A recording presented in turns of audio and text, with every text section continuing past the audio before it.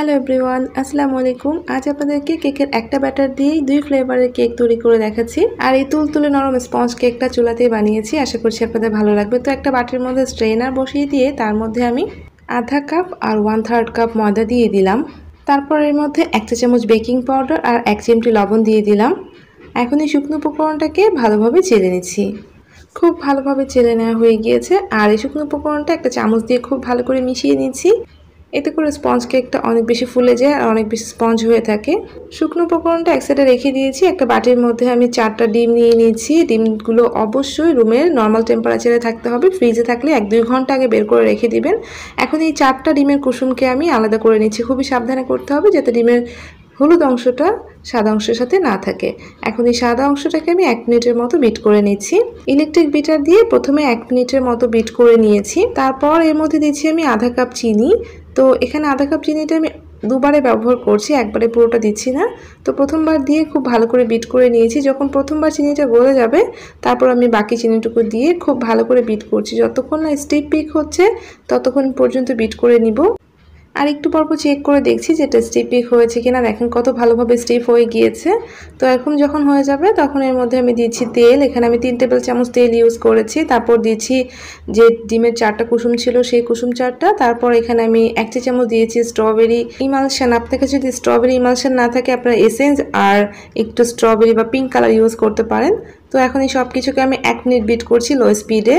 50 second bit করে নেবেন, খুব বেশি বিট করবেন না, তাহলে কিন্তু ডিমের ম্যাংটা নষ্ট হয়ে যাবে। তো 50 সেকেন্ড আমি লো স্পিডে বিট করে নেওয়ার পর যে শুকনো উপকরণটা রেখেছিলাম সেটা আবারও দুবারে চেলে দিচ্ছি। এতে করে স্পঞ্জ কেক অনেক বেশি স্পঞ্জি হবে।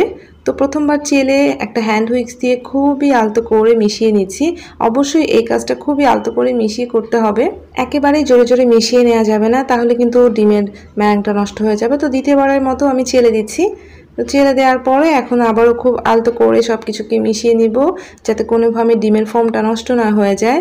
দেখতে পাচ্ছেন আমি কত আস্তে আস্তে মিশাচ্ছি। তো অবশ্যই এই কাজটা আস্তে আস্তে করবেন, তা নাহলে কিন্তু কেকটা পারফেক্ট হবে না। তো খুব ভালো করে আমি মিক্সড করে নিয়েছি। দেখেন কত সুন্দরভাবে মিক্সড হয়ে গিয়েছে সব শুকনো উপকরণ। এখন একটা বাটির মধ্যে আমি অর্ধেকটা ব্যাটার ঢেলে নিচ্ছি আর অর্ধেক ব্যাটার রেখে দিয়েছি। তো এই ব্যাটারটা আমি চকলেট কেকের জন্য নিয়েছি। আর এর জন্য এখানে 1 টেবিল চামচ দিচ্ছি হচ্ছে কোকো পাউডার, পুরো 1 টেবিল চামচ দিয়েছি যাতে কেকটা একটু ডার্ক হয়। আর 1 টেবিল চামচ দেওয়ার পরে আমি খুবই আলতো করে কোকো পাউডারটা মিশিয়ে নিয়েছি। আর আপনারা অবশ্যই কোকো পাউডারটা ভরে ভরে দিবেন না, মেজারমেন্ট চামচের সমান সমান করে দিবেন। এখন এখানে আমি 1 টেবিল চামচের মতো দুধ নিয়ে তার মধ্যে চকলেট ইমালশনটা দিয়ে দিয়েছি, কয়েক ড্রপ দিয়েছি। তারপর খুব ভালো করে মিক্সড করে এই 1 টেবিল চামচ দুধ আমি কেকের ব্যাটারে অ্যাড করে দিচ্ছি। আপনারা চকলেট ইমালশনটা ইউজ করার ট্রাই করবেন, এতে করে চকলেট কেকের ফ্লেভারটা অনেক ভালো হয় আর কালারটা অনেক বেশি ডার্ক হয়। তো খুব ভালো করে এখন মিক্সড করে নিচ্ছি। খুবই আলতো করে মিক্সড করতে হবে, সেমভাবেই কিন্তু আলতো করে মিশাতে হবে। খুব জোরে জোরে মিশিয়ে নিলে কেক নষ্ট হয়ে যাবে, কেক ফুলতে যাবে না, কেক শক্ত হয়ে যাবে। তো দেখেন আমি খুব ভালো করে মিক্সড করে নিয়েছি। আর এদিকে বাকি যে ব্যাটারটা ছিল স্ট্রবেরি, সেটার মধ্যে আমি আরও 2-3 ফোঁটার মতো 2 ফোঁটার মতো রেড ফুড কালার ইউজ করেছি। আর এতে করে স্ট্রবেরি কালারটা আরও একটু পিঙ্কিশ হয়ে যাবে। তো ভালো করে মিক্সড করে নিয়েছি স্প্যাচুলা দিয়ে। দেখেন কালারটা একটু ডার্ক হয়েছে। এখানে আমি 8 ইঞ্চি সাইজের কেক মোল্ড নিয়েছি, তার মধ্যে একটা বেকিং পেপার বিছিয়ে দিয়েছি। তারপর এর মধ্যে আমি এই যে মাঝ বরাবর দিয়ে দিচ্ছি হচ্ছে যে কেকের যে বোর্ডটা রয়েছে সেই বোর্ডটাকে আমি দুভাগে ভাগ করে নিয়ে একটা প্লাস্টিক র্যাপ দিয়ে মুড়িয়ে নিয়েছি। তারপর এটা মাঝে বসিয়ে দিয়ে এক সাইডে আমি স্ট্রবেরি ব্যাটারটা দিয়ে দিচ্ছি। আপনারা কার্ডবোর্ড কেটেও এভাবে প্লাস্টিক র্যাপ দিয়ে মুড়িয়ে নিয়ে মাঝখানে এরকম দিয়ে দিতে পারেন ডিভাইডার হিসাবে। তারপরে আমি এই সাইডটাতে এখন চকলেট কেকের ব্যাটারটা দিয়ে দিব। তো একটু ধরে রাখবেন, তা না হলে কিন্তু এটা এভাবে স্লিপ খাবে।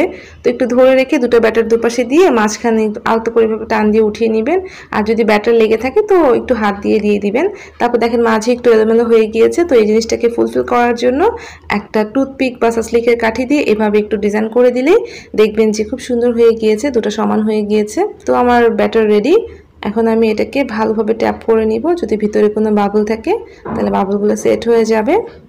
আপনারা চাইলে এটা ওভেনে বেক করতে পারেন, আমি চুলায় বেক করছি। তাই চুলা একটা সিলভারের হাঁড়ি আমি আগে থেকেই ভালোভাবে গরম করে নিয়েছি ভিতরে স্ট্যান্ড সহ। তারপর এর মধ্যে আমি কেকের ব্যাটারটা বসিয়ে দিচ্ছি। আর চুলার আঁচটাকে লো থেকে একটু বাড়িয়ে দিয়ে আমি 30 মিনিট বেক করে নিচ্ছি। আর চুলার হাঁড়িটা আপনারা অবশ্যই ভালো করে গরম করে নেবেন, তাহলে কেকটা দ্রুত হয়ে যাবে। তো আমি 30 মিনিট পর আপনাদেরকে ঢাকনাটা খুলে দেখাচ্ছি। দেখেন কেকটা কতটা পারফেক্ট হয়েছে। চকলেট কেক কিন্তু একটু কম ফুলেছে আর স্ট্রবেরিটা বেশি ফুলে গিয়েছে। এটা ঠান্ডা হওয়ার পর দুটো সমান হয়ে যাবে, এটা নিয়ে আসলে ভয় পাওয়ার কিছু নেই বা চিন্তা করারও কিছু নেই যে ব্যালেন্স করবে কিনা। দেখেন কতটা পারফেক্ট হয়েছে, এটা কিন্তু তুলতুলে নরম হয়েছে। আর যাদের আসলে দুই ফ্লেভারের কেক একসাথে খেতে ইচ্ছা করে তারা কিন্তু আমার মতো এভাবে বানাতে পারেন। আমার তো চকলেট আর স্ট্রবেরি কেক খেতে অনেক বেশি ভালো লাগে, তো আমি দুটো এভাবে বানিয়ে ঠান্ডা করে নিয়েছি। এখন আপনাদেরকে মোল্ড আউট করে দেখাচ্ছি। এটা কিন্তু তুলতুলে নরম হয়েছে। তো আমি 8 ইঞ্চি কেক মোল্ডে করেছি, তাই 4টা ডিম দিয়ে করেছি। দেখেন এটা কিন্তু অনেক সফট হয়েছে। আর দেখেন এটা দু সাইডে দুভাবে সমান হয়ে গিয়েছে, মানে স্ট্রবেরি কেকটা এখন চকলেট কেকের সমান সমান হয়ে গিয়েছে। আমি দেখেন 3টা স্লাইস করেছি, এটা থেকে আপনারা 4টা স্লাইস করতে পারবেন। এই দুই ফ্লেভার কেক খেতে আমার অনেক ভালো লাগে। আমি আজকে আর ডেকোরেট করছি না, আপনাদেরকে জাস্ট স্লাইস করে দেখিয়ে দিলাম যে কেকটা কতটা পারফেক্ট হয়েছে। আশা করছি রেসিপিটা আপনাদের কাছে ভালো লেগেছে। ভালো লাগলে আপনারা অবশ্যই বাড়িতে এভাবে বানাতে পারেন আপনাদের জন্মদিন বা স্পেশাল কোনো ডের জন্য। তো রেসিপিটা ভালো লাগলে প্লিজ একটা লাইক দিয়ে সাবস্ক্রাইব করতে ভুলবেন না। সবাই ভালো থাকবেন। আল্লাহ হাফিজ।